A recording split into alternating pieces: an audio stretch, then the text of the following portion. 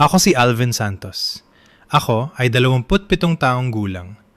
At ito ang kwento ng sandaling napagtanto ko na ang aking ina at ang aking kapatid na babae ay nagdesisyon na ang aking condominium ay hindi na talaga sa akin. Hindi ko kailanman naisip na magiging isa akong tao na palihim na re-record sa sarili niyang pamilya. Ang ganung bagay ay laging parang sobra, isang bagay na ginagawa lang ng mga tao kapag ang relasyon ay hindi na talaga maisasalba. Ngunit narito ako, mag-isa sa aking one-bedroom condo sa Makati. Naka-headphones at paulit-ulit na pinakikinggan ang boses ng aking ina habang mahinahon niyang ipinapaliwanag kung bakit ako ay madamot dahil gusto kong panatilihin ang tahanan na binili ko gamit ang sarili kong pera. Sana ay masasabi kong biglaan itong nagsimula. Pero hindi. Nagsimula ito ng tahimik, magalang, sa paraang laging ginagawa ng manipulasyon. Ako ang panganay sa 3 magkakapatid. Ang kapatid kong babae, si Madel, ay 20 taong gulang at kasalukuyang nasa kolehiyo. Ang aming bunsong kapatid, si Lucas, ay 18, bago pa lang sa kanyang unang taon.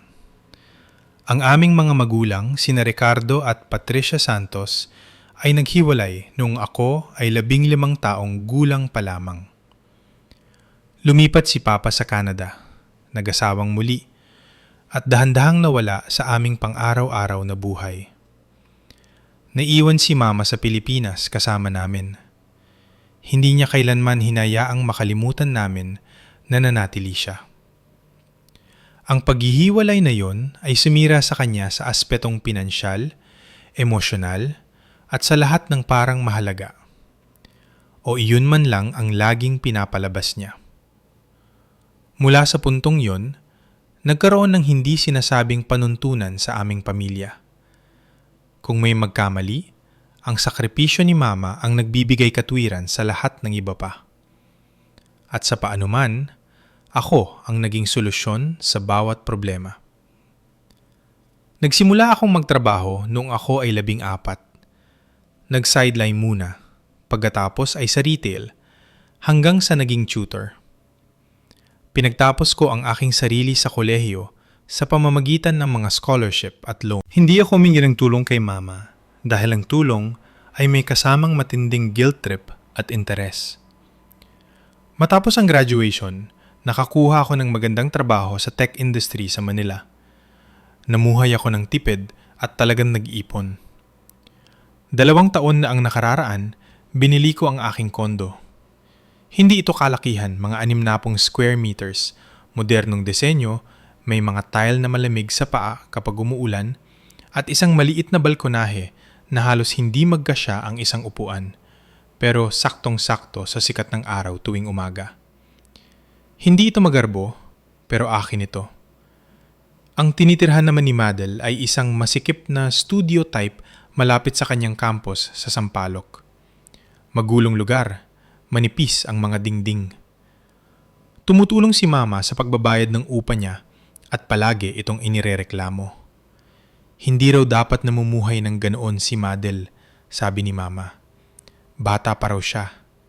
Samantalang ako, mas stable na. Noong una, pumupunta si Madel para mag-aral. Sabi niya, mas tahimik daw sa kondo ko. Hindi ako tumutol.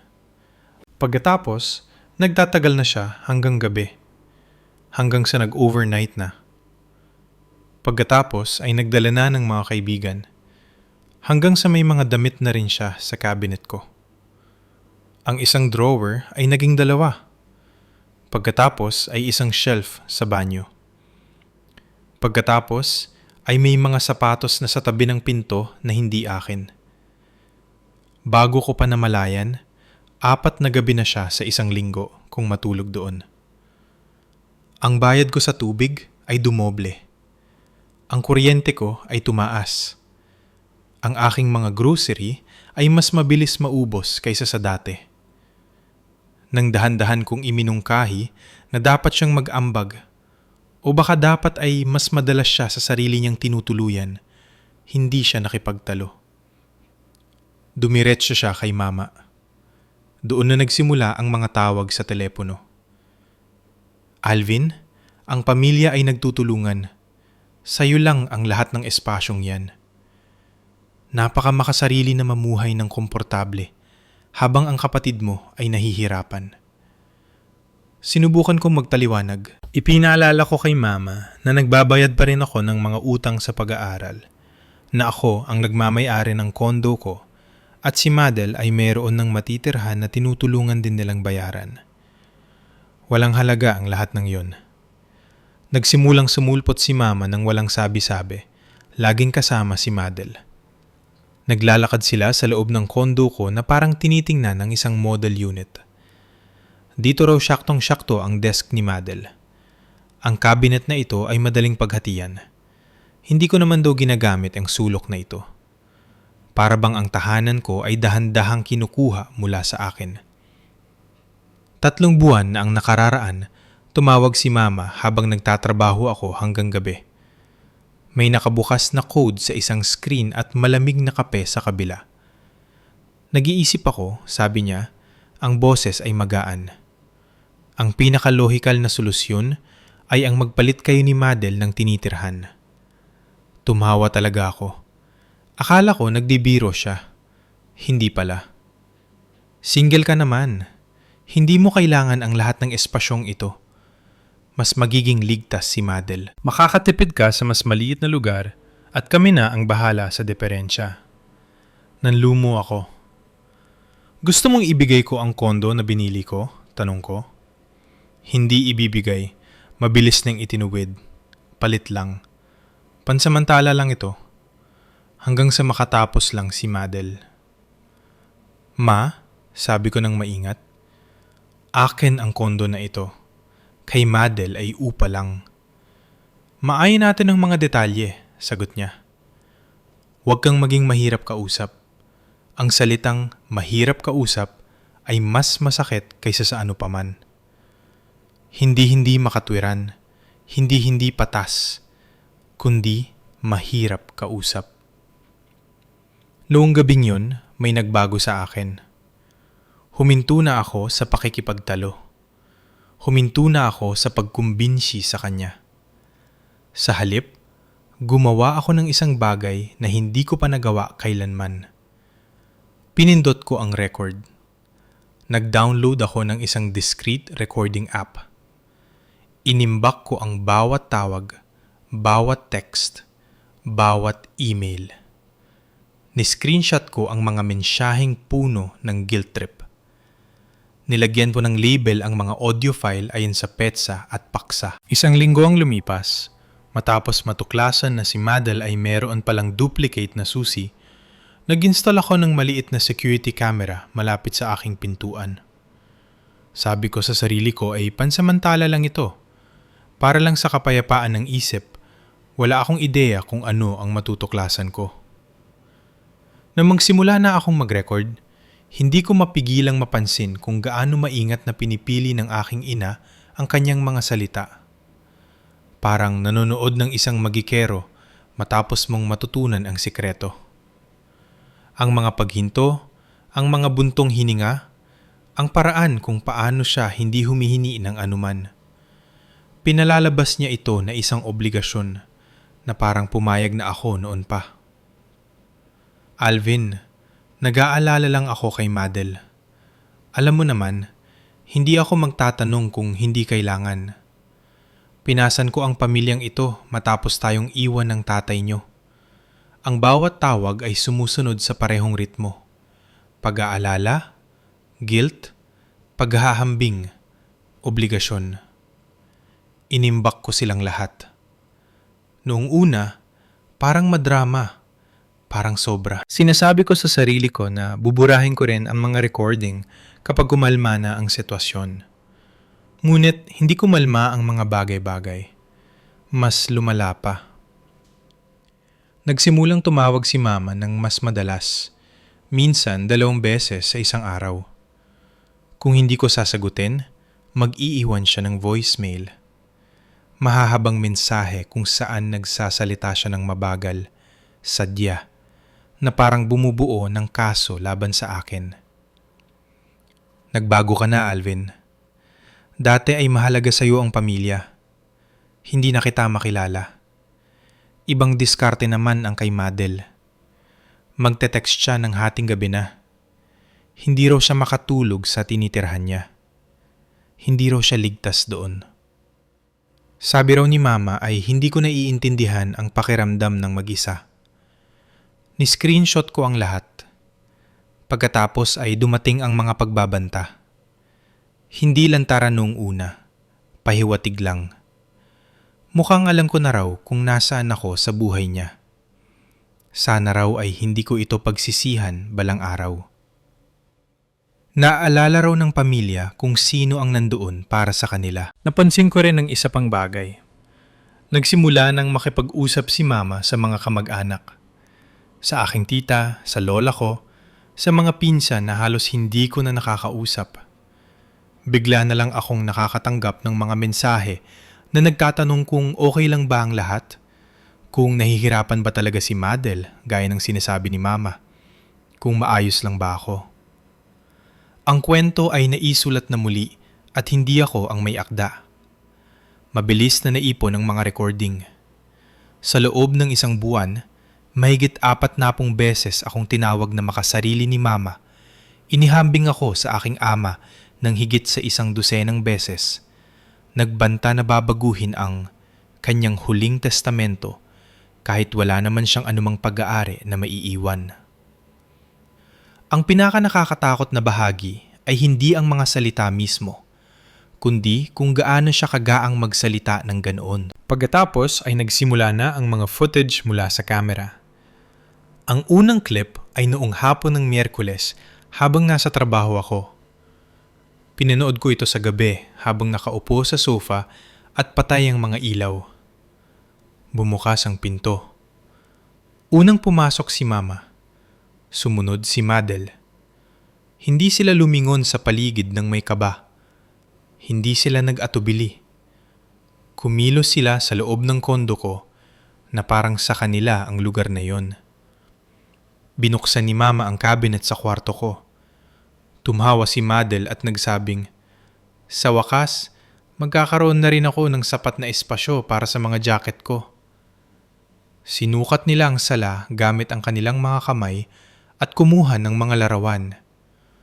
Naupo si Madel sa kama ko at bahagyang tumalbog-talbog habang nakangiti. "Magiging perpekto ito kapag natulog dito si Kiko," sabi niya. Si Kiko, ang kanyang boyfriend, 25 anyos, walang trabaho, ang taong pinalalabas ni Mama na parang hindi nag-exist. Nanginginig ang aking mga kamay nang matapos ang clip. Marami pang iba. 3 magkakahiwalay na pagpasok habang wala ako. Laging oras ng trabaho, laging kampante, laging nagpaplano. Nang gabing yon, hindi ako nakatulog. Sa halip, inayos ko ang lahat. Mga audio file na may label ayon sa PETSA, mga text message sa pagkakasunod-sunod, mga video clip na pinutol at inimbak. Nag-backup ako ng 2 beses, sa cloud storage at sa isang external drive na lagi kong dala sa aking work bag. Hindi na ako praning. Handa na ako. Pagkalipas ng 2 araw, tumawag si Mama at binitawan ang susunod na bomba. "Kailangan nating magkaroon ng family meeting," sabi niya. "Sa lugar mo, para tapusin ang usapin sa kondo." Hindi siya nagtanong. Nag-utos siya.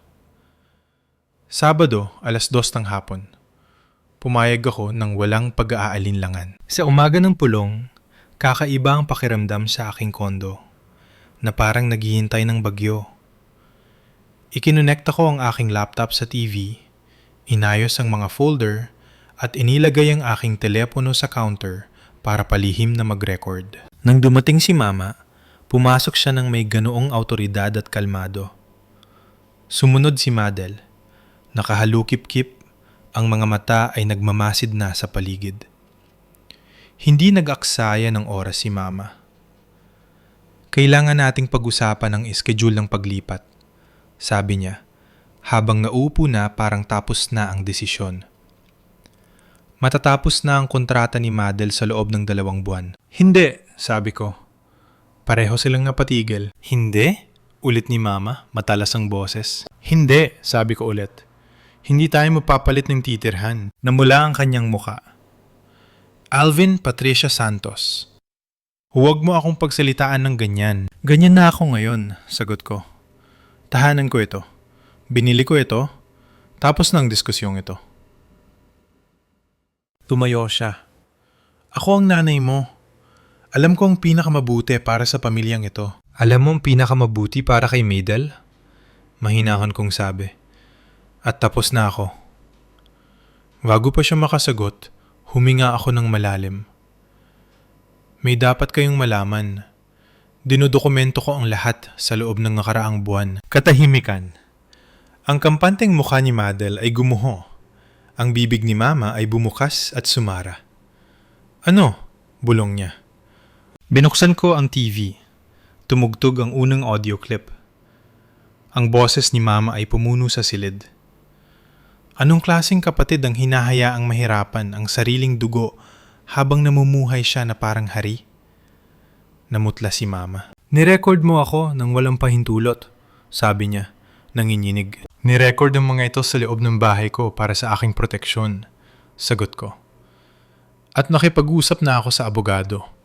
Trespassing ang ginawa niyo. Nagpatugtog ako ng isa pang clip. Pagkatapos ay isa pa. Mga text, mga pagbabanta, mga kasinungalingan. Pagkatapos ay ang video. Pinanood ni Mama ang kanyang sarili sa screen na pumapasok sa aking kondo nang walang pahintulot. Maaari akong magsampa ng police report. Mahinahon kong sabi. Napaupo si Mama sa sofa. Anong gusto mo? Tanong niya. Simple lang, sabi ko. Itigil na ito. Wala nang usapan tungkol sa kondo. Wala nang guilt trip. Wala nang pagsisinungaling sa pamilya. Bibisita lang si Madel kapag inimbitahan at pareho kayong hihingi ng tawad. At kung hindi, mahinang tanong ni Madel. Itaas ko ang aking telepono. Kung hindi, makikita ng lahat ang lahat ng ito. Ang silid ay tila naging napakasikip. Sa wakas ay nagsalita si Mama. Patawad. Sumunod si Madel. May mga luhang dumadaloy sa kanyang muka. Ayoko lang talaga sa apartment ko. Umalis sila agad pagkatapos nun. Ang katahimikan na sumunod ay tila hindi totoo. Ngunit alam kong hindi pa ito tapos. Ang katahimikan matapos silang umalis ay hindi mapayapa. Mabigat ito, tila sandali matapos ang isang lindol kung saan hindi mo sigurado kung tapos na ang paggalaw ng lupa o kumukuha lang ng hininga. Hindi ako naupo ng matagal.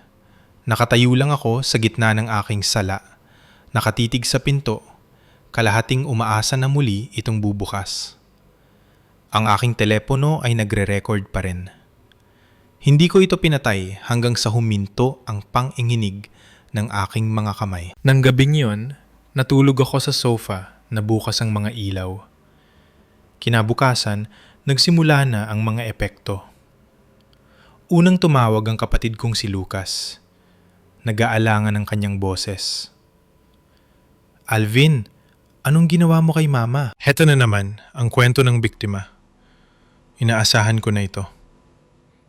Sinabi niya sa'yo na pinagbantaan ko siya, di ba? Tanong ko. Sabi niya na wala ka na raw sa sarili mo. Na nagre-record ka na raw ng mga tao. Na mapanganib ka raw. Napapikit ako. Lucas, mahinaon kong sabi. Gusto mo bang marinig ang totoong nangyari? Nagalangan siya. Pagkatapos ay pumayag. Nagpadala ako sa kanya ng 3 audio clips. Hindi yung mga pinakamalala, sapat lang. Yung giniguilt trip ako ni Mama, pinagbabantaan, at pinag-uusapan ng kondo ko na parang kay Madel na. Matagal siyang hindi nakapagsalita matapos makinig. Grabe, sabi niya sa wakas. Talagang sinubukan niyang paalisin ka sa sarili mong bahay. At pumasok pa nang walang paalam, dagdag ko. Believe na yon, sabi niya. Sa unang pagkakataon sa loob ng ilang araw, nakahinga ako ng maluwag. Naintindihan ni Lucas agad dahil nararanasan din niya ang sariling bersyon ng kontrol ni Mama simula nang magkolehiyo siya. Hindi lahat ay nag-react gaya ni Lucas. Nung Miyerkules, tumatawag na ang mga kamag-anak. Si Tita Karen, ang tagapamagitan ng pamilya, ay tumawag. Sobrang sama ng loob ng nanay mo, maingat niyang sabi. Sabi niya pinagbabantaan mo raw siyang ipahiya sa harap ng maraming tao dahil lang sa isang pagkakaunawaan. Pagkakaunawaan? Ulit ko. Inilahad ko ang katotohanan, sabi ko. Sinabi ba niya na pumasok siya sa kondo ko nang walang pahintulot o sinabihan ng mga tao na makasarili ako at hindi matino ang pag-iisip o nagbanta na itatakwil ako? Katahimikan. Hindi niya binanggit ang mga bahaging yon. Pagpapatuloy ko. Gusto mo bang marinig? Sinubukan niya mag-iba ng usapan pero hindi ko siya hinayaan. Nagpatugtog ako ng isang recording, pagkatapos ay isa pa. Napasinghap si Karen. Sinabi niya yun tungkol sa'yo? Marami pa, sagot ko. Pero sa tingin ko ay nakuha mo na ang punto. Mabilis na natapos ang tawag pagkatapos niyon. Sa loob ng ilang oras, sumabog ang family group chat sa Messenger. Mga tanong, pagtatalo, malalabang mensahe tungkol sa mga hangganan at respeto. May mga taong ipinagtanggol si Mama. Ang iba naman ay nanahimik. Ang ilan ay palihim na nag-message sa akin para sabihing matagal na nilang pinaghihinalaan na may mali sa loob ng maraming taon. Pagkatapos ay dumating ang katok sa aking pinto. Biyernes ng gabi noon. Hindi ko sinabi sa kahit kanino na nasa bahay ako. Sinuri ko muna ang camera feed bago ito buksan. Ang boyfriend ni Madel na si Kiko ang nakatayo sa hallway. Nakahalukip-kip, sinusubukang magmukhang nakakatakot. Binuksan ko ang pinto pero hindi ko siya pinatuloy. Kailangan mong humingi ng tawad kay Madel, sabi niya agad. Buong linggo na siyang umiiyak dahil sa'yo. Nilingon ko siya. Kiko, di ba? Kumurap ang kanyang mga mata. Paano mo? Alam kong lahat, mahinaon kong sabi. Kasama na ang plano mong lumipat sa kondo ko kapag napilit na ako ni Mama na umalis. Namula ang kanyang muka. Hindi mo mapapatunayan yan. Itaas ko ang aking telepono at pinatugtog ang clip. Ang boses niya ay pumuno sa hallway. Masyadong malambot ang kapatid mo. Ituloy mo lang ang pagkumbinsi sa mama mo. Makakalipat na tayo sa lugar na yan bago magpasukan. Napaatras si Kiko na parang sinampal. Umalis siya nang walang ibang sinabi. Isang oras ang lumipas, tumawag si Madel, galit na galit. Ipinahiya mo siya, sigaw niya. Pumunta siya sa bahay ko para takutin ako, sagot ko. Swerte niya at hindi ako tumawag ng pulis. Binabaan niya ako. Nang gabing yon, tumawag ang tate ko mula sa Canada. Ilang buwan na kaming hindi nag-uusap. Sabi ng mama mo ay pinagbabantaan mo raw na sisirain ang reputasyon niya, sabi niya. Kailan ka huling nakipag-usap sa amin? Tanong ko. Sandaling katahimikan. Hindi yan ang punto. Iyon ang punto, sabi ko. Nasaan ka noong sinusubukan niyang nakawin ang kondo ko? Katahimikan ulit. Sinusubukan niyang nakawin ang kondo mo? Tanong niya sa wakas. Ipinadala ko sa kanya ang buong folder. Bawat recording, bawat mensahe, bawat video. Inabot siya ng 2 oras bago tumawag muli. Abuso ito, mahina niyang sabi. Oo, sagot ko. Abuso nga. Dapat ay pinrotektahan kita, sabi niya. Hindi mo ginawa, sabi ko. Pero pinoprotektahan ko ng sarili ko ngayon. Pagdating ng linggo, nagbago na ang sitwasyon. Ang kredibilidad ni Mama ay gumuho. Ang mga kamag-anak na bulag na sumusuporta sa kanya ay biglang nanahimik. Nagsimula na rin si Lucas na magtakda ng sarili niyang mga hangganan. At si Madel, dumating siya noong Lunes ng umaga ng mag-isa. Mukha siyang kawawa. Namumugto ang mga mata, gulo-gulo ang buhok, at suot ang isa sa mga luma kong hoodie na ninakaw niya ilang taon nang nakararaan. Pwede ba tayong mag-usap? Tanong niya. Pinatuloy ko siya. Pinanatili kong nakarecord ang telepono ko. Naupo siya sa sofa at tumitig sa kanyang mga kamay. Pininakinggan ko ang mga recording, sabi niya. Lahat sila. Naghintay ako. Hindi ko na-realize kung gaano kalala, pagpapatuloy niya. Kung gaano ako kasama. Tumingin siya sa akin. Ang mga mata ay puno ng isang bagay na hindi ko pa nakikita sa kanya dati. Hiya. Sabi ni Mama ay nakuha mo ang lahat ng madalian, sabi niya. Napaborito ka ni Papa na may utang ka sa akin. Wala sa mga iyon ang totoo. Pinili kong maniwala sa kanya at pinili kong sumama sa plano niya. Nag-usap kami sa loob ng 2 oras. Inamin niya ang lahat. Ang mga kasinungalingan, ang pag-iisip na may karapatan siya sa gamit ko, ang papel ni Kiko, ang palihim na pagpasok sa kondo ko. Kailangan kong magbago, sabi niya sa wakas. Magtatrabaho na ako. Babayaran kita sa mga bayarin sa kuryente at tubig at sasabihin ko kay Mama na tumigil na siya o puputulin ko ang komunikasyon sa kanya. Iyon ang pinakamature na bagay na nasabi niya sa buong buhay niya. Nang umalis siya, hindi ako nakaramdam ng pagtatagumpay. Nakaramdam ako ng katatagan. Pero alam kong, ang pinakamahirap na bahagi ay darating pa lang. Ang paghingi ng tawad ni Madel ay dapat sanang nagbigay ng kapayapaan. Pero hindi. Para itong nakatayo sa mga guho matapos ang isang bagyo.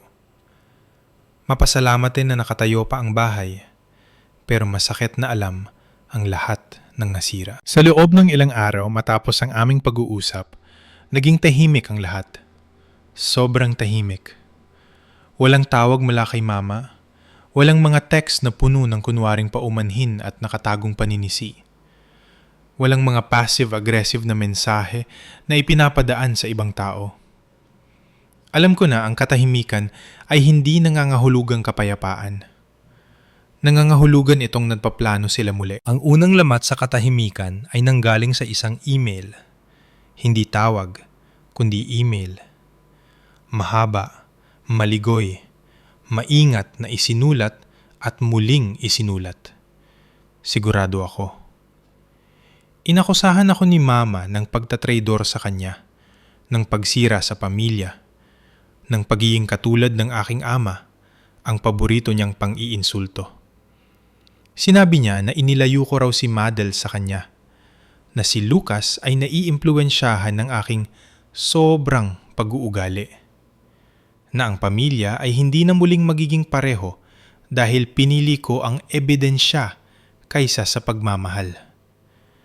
Tinapos niya ito sa, sana masaya ka sa ginawa mo. Tinitigan ko ang screen ng matagal bago isinara ang aking laptop. Hindi ako sumagot. Ang desisyong huwag sumagot ay mas mahirap kaysa sa anumang komprontasyon na naranasan ko. Ang bawat himaymay ng aking pagtatao ay gustong magpaliwanag, magbigay katwiran o ipagtanggol ang sarili. Pero ang pinsan kong si Rachel, na isa palang therapist, ay may sinabi sa akin na tumatak sa isip ko. Ang manipulasyon ay nabubuhay sa pakikipag-ugnayan. Sabi niya, ang katahimikan ang tanging hangganan na naiintindihan nila. Kaya, nanatili akong tahimik. Hindi ito tinanggap ng maayos ni Mama.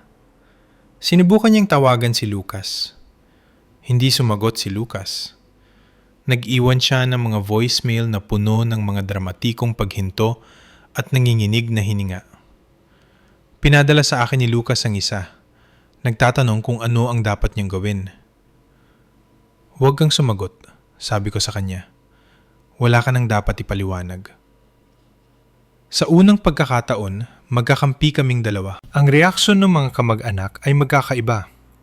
Ang ilang mga kamag-anak ay palihim na humingi ng tawad sa paniniwala kay Mama nang hindi naririnig ang panig ko. Ang iba naman ay mas nagmatigas.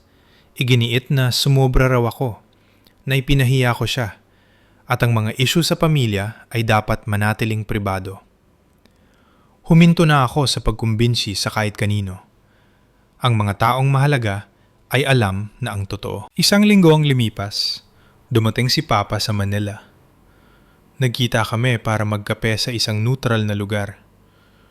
Mukha siyang mas matanda kaysa sa naalala ko. Mas maliit. Na parang ang mga taon ay tuluyan ng humabol sa kanya. Hindi ko na-realize kung gaano kalala. Mahina niyang sabi habang nakatitig sa kanyang tasa. Hindi mo lang gustong makita, sagot ko. Tumango siya. Akala ko ang pag-alis ko ay magprotekta sa inyong mga bata mula sa pag-aaway namin. Hindi ko na-realize na iniwan ko kayong mag-isa kasama siya. Wala akong masabi doon. Nagsa-therapy na ako ngayon, dagdag niya. Dapat ay ginawa ko na ito noon pa. Hindi nito maaayos ang lahat. Pero simula ito. Samantala, tinupad ni Madel ang kanyang sinabi. Nakakuha siya ng trabaho. Hindi magarbo, sa isang retail shop. Part-time. Pero totoo ito. Biniyaran niya ako para sa mga utilities nang hindi ko hinihingi. Huminto na rin siya sa pagpunta ng walang sabi-sabi. Nang subukan ni Mama na iparamdam sa kanya ang guilt tungkol sa pagpili ng panig, pinatigil ito ni Madel. Walang panig dito, sabi niya kay Mama. Meron lang mga hangganan. Hindi ko inaasahan na lalabas ang panggusap na iyon sa kanyang bibig. Hindi ito tinanggap ng maayos ni Mama. Nagmukmok siya, lumayo sa pamilya, nagkansela ng mga plano, at sinasabi sa kahit kanino na makikinig na hindi niya raw maintindihan kung ano ang nagawa niyang mali. Tanging ang kanyang mga anak ay nag-aklas laban sa kanya. Ang Pasko ay parang isang madilim na ulap na paparating.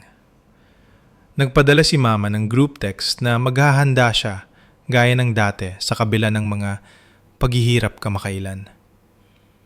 Ang mga tugon ay maingat at hindi sigurado. Unang sumagot si Lucas. Hindi ako pupunta, maliban kung si Alvin ay malugod na tinatanggap at rerespetuhin. Sumunod si Madel. Ganon din ako. Sumabog ang chat. Ang mga tita ay sinusubukang mamagitan. Ang mga pinsan ay pumipili ng panig. Nanahimik si Mama. Nang gabing yon, tinawagan niya ako. Iba ang boses niya. Hindi balisa, hindi manipulatibo. Takot. Ayokong mawala ang mga anak ko, sabi niya. Kung ganon, itigil mo na ang pagkontrol sa amin, sagot ko. Katahimikan. Hindi ko alam kung paano, bulong niya. Bago yon sa pandinig ko. Kung ganon, matuto ka, sabi ko. Mag-therapy ka ng totoo, hindi sa isang tao na sumasang-ayon lang sa lahat ng sasabihin mo. Isa pang paghinto. Tutulungan mo ba akong makahanap? Tanong niya. Yon ang unang pagkakataon na humingi siya ng tulong ng walang kapalit. Ibinigay ko ang referral ni Rachel. Sa gulat ko, pumunta siya at itinuloy-tuloy ito. Ang Noche Buena ay naging simple lang. Ako, si Madel, si Lucas, at si Mama. Walang malalaking diskurso, walang pilit na saya, Chinese takeout lang at maingat na pag-uusap. Nagdala si Mama ng isang sulat na isinulat niya kasama ang kanyang therapist. Humingi siya ng paumanhin ng tiyak.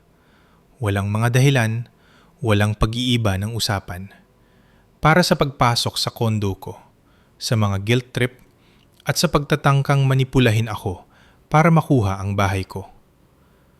Nang matapos siya, nanginginig ang kanyang mga kamay. Hindi pa yun ganap na pagpapatawad, pero iyon ay pananagutan. Sinubok ng Disyembre ang lahat. Mahirap mamatay ang mga lumang gawi. Ilang beses na muntik nang bumalik sa dati si Mama. Pero tumitigil siya, humiingi ng tawad at nag-a-adjust. Noong tinanong niya ang mga plano para sa bagong taon, ginawa niya ito ng maingat. Nagbigay ng mga opsyon at tinanggap ang hindi ng walang drama. Ako ang nag-host, nagtakda ng mga panuntunan. Bawal ang overnight. Bawal ang mga komento tungkol sa kondo ko.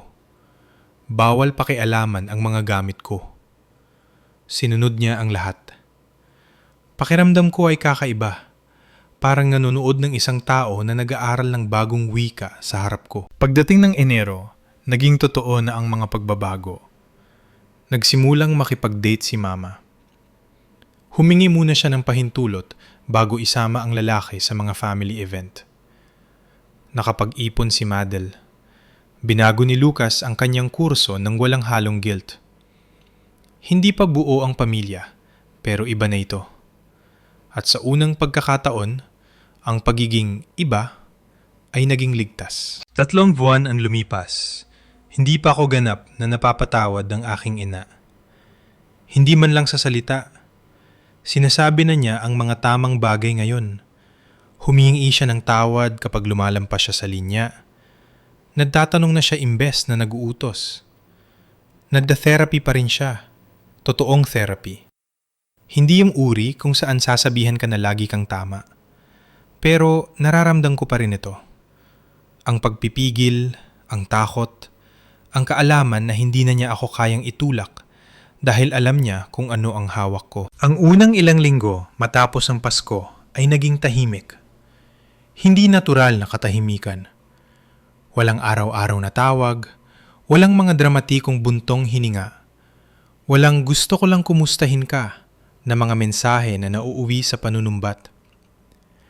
Alam ko na ang katahimikan ay hindi dapat mapagkamalang kapayapaan. Hindi ito kapayapaan, kundi pag-iingat. Mas mabilis na nagbago si Madel kaysa sa inaasahan ko. Huminto na siya sa pagtatanong, sa pagpapahiwatig, sa pag-aligid sa kondo ko na parang premyo na muntik na niyang makuha. Nagtrabaho siya, binayaran ako, at hindi nagreklamo nang subukan ni Mama na hilahin siya pabalik sa mga dating pattern.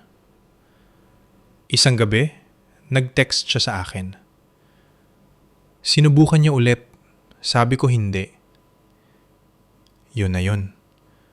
Walang paliwanag, walang katwiran. Sumunod din si Lucas. Binago ang kanyang kurso nang hindi humihingi ng pahintulot. Nang magsimulang tumutol si Mama, pinigilan niya ang sarili sa gitna ng pangungusap. Nakita ko itong nangyari minsan. Talagang itinikom niya ang kanyang bibig. Bago iyon. Bumalik si Papa sa buhay ko ng dahan-dahan, maingat, parang taong naglalakad sa manipis na yelo. Alam na nahulog na siya noon minsan. Hindi namin itinanggi ang nakaraan. Hindi lang namin hinayaan na diktahan nito ang lahat na yon. Para naman sa ibang bahagi ng pamilya, ang ilan ay nag-iisip na sumobra ako. Ang ilan ay palihim na nagpasalamat sa akin. Karamihan ay nag-adjust. Palagi naman silang nag-a-adjust. Ang kondo ko ay nanatiling eksaktong pareho. Walang biglaang pagbisita, walang mga komento tungkol sa espasyo, walang pagsukat sa mga pader gamit ang mga matang ganid. Hindi na ito isang bagay na kailangan kong ipagtanggol. Isang gabi, tiningnan ko ang aking telepono at nakita ang recording app. Sa isang sandali, naisip kong burahin ito. Pagkatapos ay naalala ko ang aking ina na nakatayo sa aking sala, namumutla, na pagtatanto na nawalan na siya ng kontrol.